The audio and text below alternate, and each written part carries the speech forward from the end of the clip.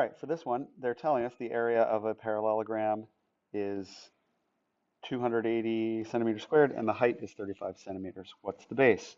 Well, for these problems where you're trying to find one of the values that you would normally use to calculate like the area in this case, what you do is you just write the formula out. Let's write the formula out. It is area equals base times height, and then we're just going to fill in the information that we know. We know that the area is 280, so we're going to write that.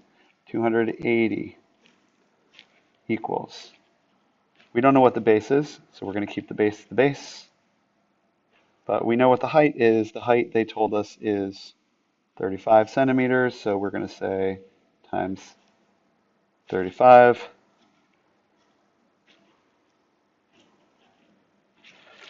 Yeah?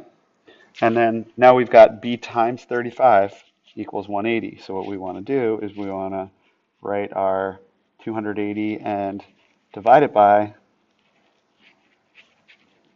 the 35. And that's equal to the base times 35 all divided by 35, which of course that will cancel out, leaving you just with b equals, and then we have to find out what's 280 divided by 35. Well, I happen to know that that's 8.